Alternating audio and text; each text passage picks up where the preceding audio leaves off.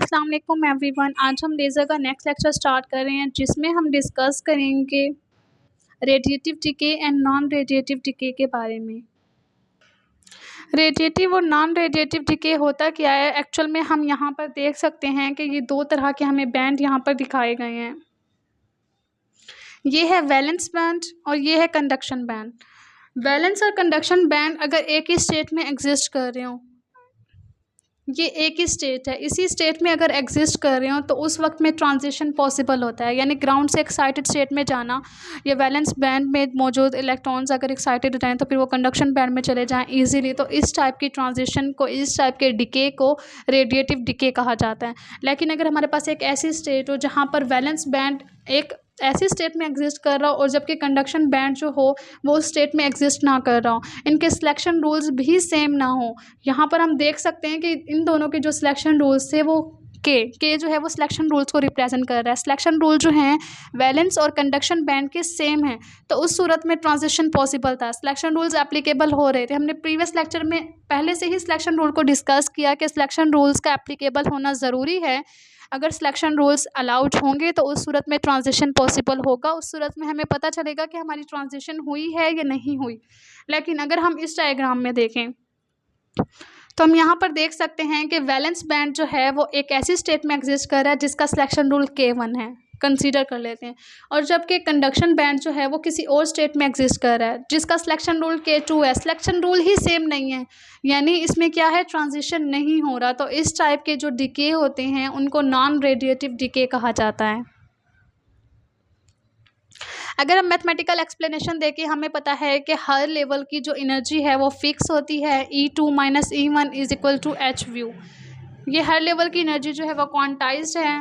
अगर हम कंसीडर करें कि जो सेकंड लेवल पर यानी कंडक्शन बैंड पर लाई करने वाले जो इलेक्ट्रॉन हैं उनकी जो एनर्जी लेवल्स हैं या पॉपुलेशन लेवल हैं वो dN2/dt हैं, यानी time rate of change of energy level N2 with respect to time decay, वो डायरेक्टली रिलेट कर रहा है -N2 से, यानी सेकंड स्टेट पर लाई करने वाले इलेक्ट्रॉन से।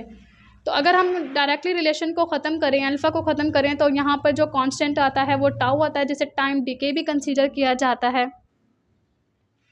या फिर हम रिलैक्सेशन टाइम भी कंसीडर करते हैं मोस्टली टॉपिक में टाउ को। अगर हम रेडिएटिव डिके की बात करें तो रेडिएटिव डिके में जो है वो स्पॉन्टेनियस इमिशन होगा। स्पॉन्टेनियस इमिशन से क्या मुराद है, हमने देखा कि वैलेंस, हमने प्रीवियस में ही देखा है कि वैलेंस से कंडक्शन बैंड में इलेक्ट्रॉन्स जा रहे हैं तो आफ्टर टाइम जो होंगे वो स्पॉन्टेनियस इमिशन करेंगे। लेकिन नॉन रेडिएटिव डिके में क्या है, इलेक्ट्रॉन जो हैं वो ग्राउंड से एक्साइटेड स्टेट में ही नहीं जा रहे। जब वो एक्साइटेड स्टेट में नहीं जा रहे तो उसको NR से रिप्रेजेंट करेंगे, यानी non radiative decay, transition possible नहीं हो रहा। तो यहाँ पर हमने रेडिएटिव डिके के लिए एग्जांपल कंसीडर की है कि नॉन रेडिएटिव डिके को रिप्रेजेंट किया गया है dN2 × SP, यानी स्पॉन्टेनियस फॉर N2 के लिए = हो जाएगा -N2/tau SP × dt। उसके बाद अगर हम नॉन रेडिएटिव डिके की बात करें तो यहाँ पर NR जो है वो नॉन रेडिएटिव डिके को रिप्रेजेंट कर रहा है। जब हम बात करते हैं dN2 यानी total number of population levels को कैलकुलेट करना चाहते हैं तो वो इक्वल आएगा radiative decay plus non radiative decay के, यानी पॉसिबल है या पॉसिबल नहीं है। तो अगर हम वैल्यूज़ को पुट करें, इसके अलावा हम कॉमन लें, यहाँ से dN2 और dt को कॉमन लें। हमने क्या किया, सबसे पहले वैल्यूज़ पुट की। dN2 की वैल्यू क्या थी हमारे पास, -N2/tau dt, ये हमने इसमें पुट कर दी। इसके बाद dN2 स्पॉन्टेनियस की वैल्यू और dN2 NR यानी नॉन रेडिएटिव की वैल्यूज़ पुट की, और वैल्यूज़ पुट करने के बाद जब हम कॉमन लेते हैं, यहाँ से हम क्या कॉमन लेते हैं, यहाँ से अगर हम N2 और dt को कॉमन ले लें तो 1/tau यहाँ से बच जाएगा। N2 और dt अगर यहाँ से कॉमन लें तो 1/tau spontaneous plus 1/tau NR यहाँ से बच जाएगा। तो हमारे पास जो रिज़ल्ट आएगा वो ये होगा कि 1/tau = 1/tau spontaneous plus 1/tau NR। तो इस तरह जो है वो हमारे पास टाइम डिके आ जाता है, किसके लिए, फॉर रेडिएटिव के लिए। फिर नॉन रेडिएटिव डिके जो है वो किस तरह पॉसिबल होता है। और एक और बात कि जब हम यहाँ पर ट्रांजिशन की बात करते हैं तो यहाँ पर जो इलेक्ट्रॉन्स वैलेंस इलेक्ट्रॉन्स में लाई कर रहे होते हैं इन पर हम फोटॉन बम्बार्डमेंट कराते हैं।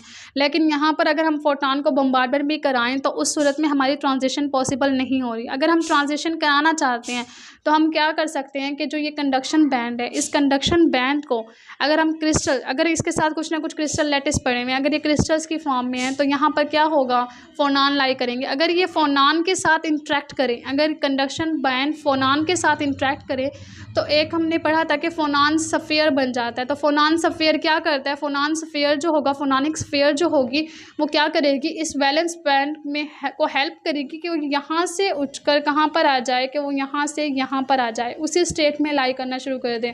और जब फोनानिक स्फीयर की वजह से यहाँ पर लाई करने वाला बैंड यहाँ पर मूव करेगा तो उस सूरत में क्या होगा, ये सेम स्टेट में एग्जिस्ट करेंगे और इनके जो सिलेक्शन रूल होंगे वो भी सेम हो जाएंगे। तो इसकी वजह से हम क्या कर सकते हैं कि नॉन रेडिएटिव डिके में भी डिके पॉसिबल करा सकते हैं, यानी वैलेंस से कंडक्शन बैंड में मूव करा सकते हैं। तो इसका रिज़ल्ट क्या निकलता है कि रेडिएटिव डिके में एक्चुअल में फोटान जो हैं वो यूज़ किए जाते हैं, या फोटान हेल्पफुल होते हैं फॉर इमिशन या एब्जॉर्प्शन के लिए।